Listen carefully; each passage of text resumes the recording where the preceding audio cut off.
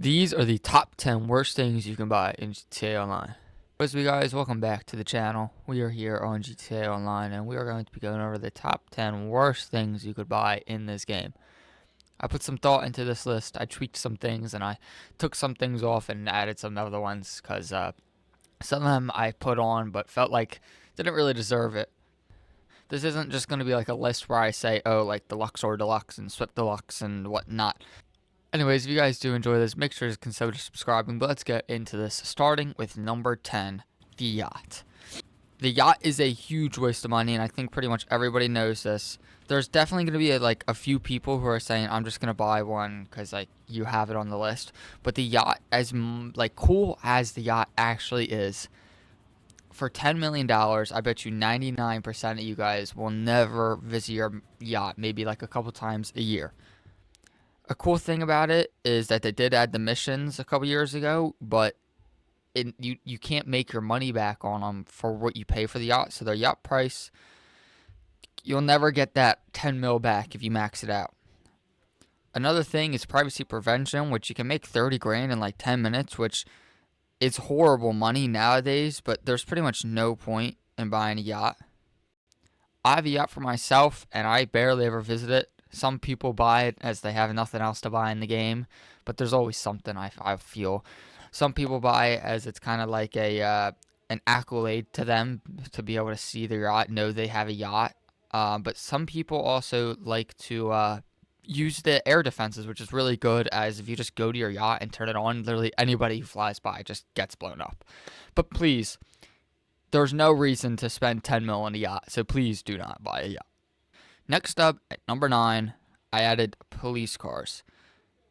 And I'm not talking about the Coquette D10 Pursuit or the Bravado Gauntlet Interceptor. Those are fine, but I would definitely not recommend wasting your money on the lower end performance ones. Ones like the Vapid Stainer LE Cruiser, Vapid Unmarked Cruiser, the Greenwood Cruiser, or so on, so on. Now, in the past, I really wanted cop cars, but with the new addition of them, for not being able to sell them for any money is kind of not worth buying them at all, because if you don't want it anymore, you spend 5.6 mil and then you can't sell it for anything. They are quite fun, especially if you use them for RP or just driving around and doing all that stuff. But the truth is, for the majority of people, they're just a huge waste of money, which is unfortunate. But like I said, if you got everything in the game, I mean, you might as well. If you got everything sorted out, businesses, everything, or the vehicles that you definitely want, go ahead, buy one. But you definitely should not blow millions and millions of dollars on a cop car. If you are going to buy one, buy the right one. They're cool. I do recommend getting one eventually. Just make sure you have yourself fully set up. Number 8. It's not a vehicle, but I figured this would fit in pretty well, as it's not a waste of money, but it's more of a waste of time. It's most of a waste of time and waste of money. I got trade prices. I added trade prices up here as it's something that you will waste hours on, hours trying to unlock for pretty much no benefit.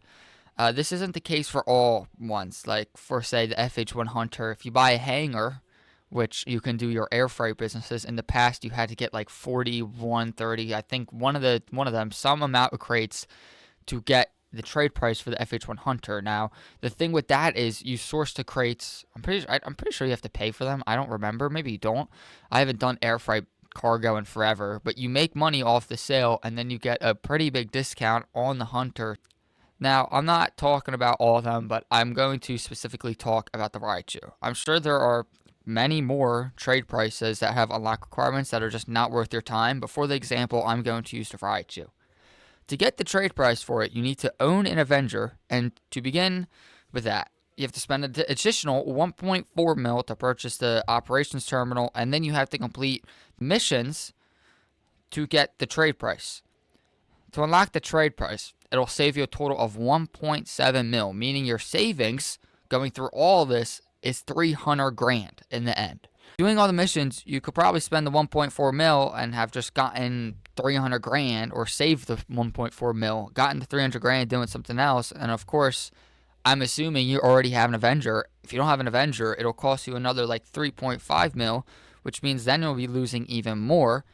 That's also assuming you have a facility too. So like The Raichu trade price is one of those that is just so not worth it in time if you don't have some of the other things already. Next up, at number 7, I put weapons and clothing. Now, the reason I grouped these two is a lot of people tend to waste money on these. The truth about clothing is some of them it's just a lot of them are super expensive and you don't need clothes. If you like to dress your character up, dress your character up. But a lot of clothes are not worth it. Talking about weapons, there are plenty of terrible guns in GTA Online that have been added, and especially recently. I guess an exception is if you're a fan of the gun in real life, buy it in game, but there's no reason to spend 500 grand on an assault rifle. Truth is, Combat MG is the best handheld rifle in the game, not counting the minigun or any of the heavy weapon slots, but in terms of an actual rifle you can hold in your hands, it is the best weapon in the game. It outputs the most damage per shot out of anything outside of the explosive weapons and minigun and all that. On top of that, it has a huge magazine, it is highly customizable. The heavy sniper is the best long range weapon in the game. You shouldn't really own any other sniper besides the heavy sniper. The special carbine is a great assault rifle. The assault shotgun is the best shotgun. There's no reason to own all weapons or all 500 assault rifles that are in the game. So if you get too many weapons, then you're going to have to put them away in a gun locker, which is going to cost you more money. But please just stick to one weapon in each category, unless it's like the heavy category. You're going to want a grenade launcher, RPG, homing launcher, all that. But for the assault rifles, they're all pretty much the same. Same with the snipers, anyone but the heavy sniper. Same with shotguns, SMGs. So just please be careful about what weapons you buy, as it is a very easy way that you could lose yourself some money. So at number 6, I did have the Cargo Bob. The reason I had the Cargo Bob, as we all know that there's a new Buckingham DH7 Iron Mule that's coming out. But I took it off because the Cargo Bob can still be useful until then. And instead, I put the RCV. I put the RCV as it is just pointless. In the past, it gave you the cop sirens. But now with the cop cars in, there's no point for the cop sirens on it.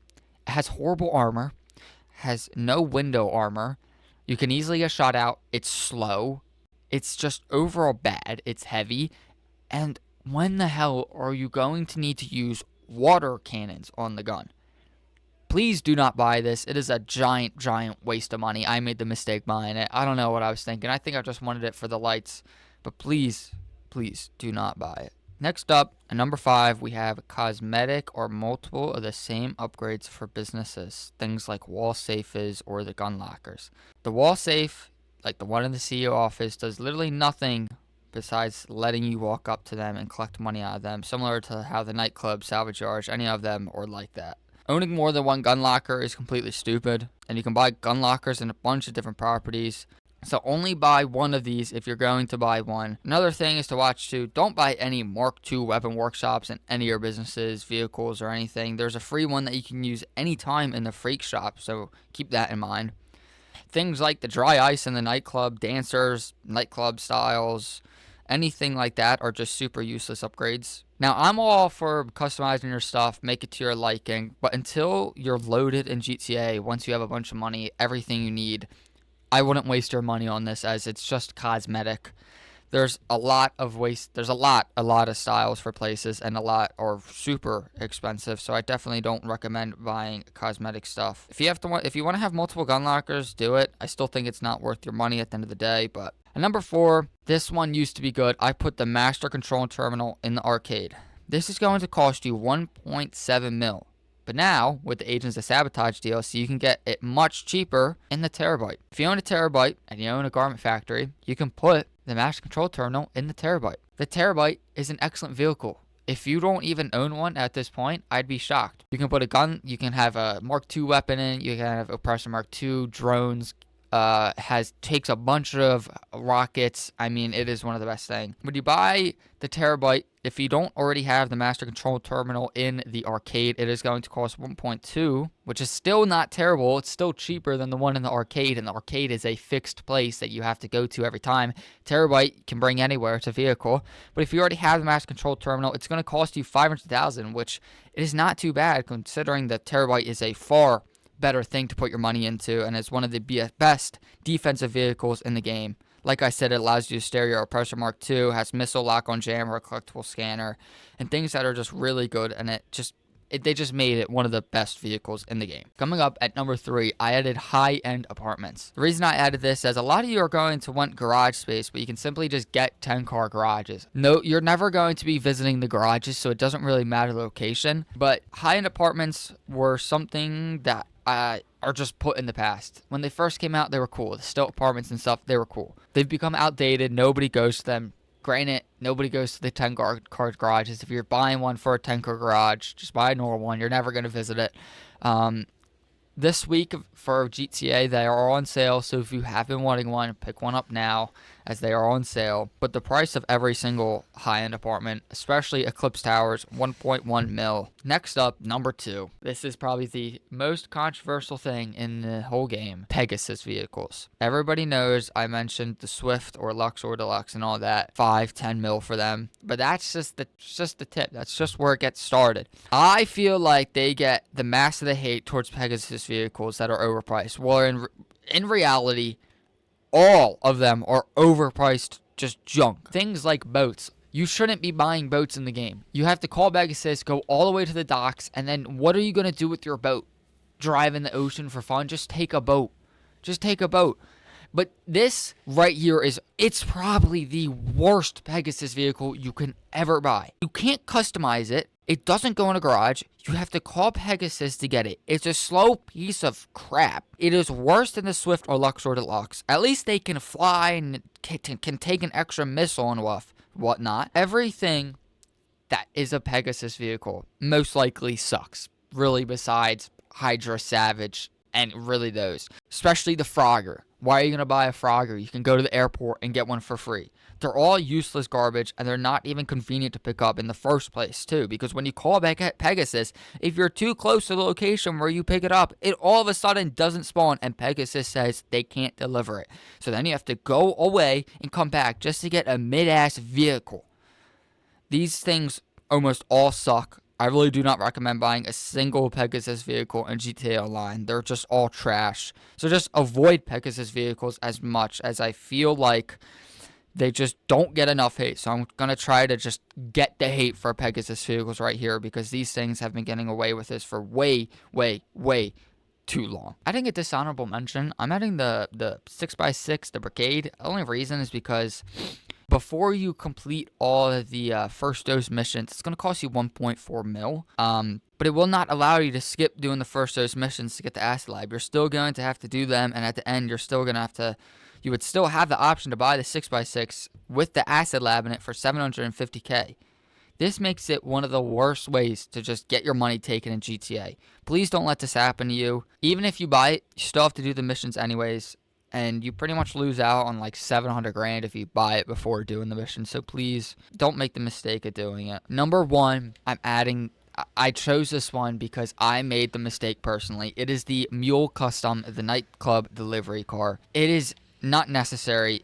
It's an expensive vehicle. The Mule Custom is a vehicle that is not necessary for the nightclub business. When you go to sell, when you have a sale that is too big for the Speedo Custom, they tell you need a large vehicle, but you can simply just buy the Pounder Custom, and it will do your medium-sized deliveries as well as your large deliveries that are too big for the Speedo Custom. You won't get told this in hopes that you will buy the Mule, which I made the mistake, and it is by far the worst of the 3 nightclub basement delivery vehicles. It is slow, top heavy, and if you have bought it, you should never buy it. Like, if you haven't bought it, you should never buy it under any circumstance. You'd be shocked how many players still don't know this, as if there's one thing you take away from this vehicle, please do not buy a Mule Custom for your nightclub delivery vehicle. Unfortunately, once you get it, there's no way to get rid of it. So I'm sorry if you have bought it and made the same mistake as me, but if you already own a Mule Custom as your nightclub delivery vehicle, there's no way to get rid of it. I wish I would have known this before I bought it, but yeah, upgrades on it are not worth it either. But there you guys gotta have it. Those are the 10, or really 11,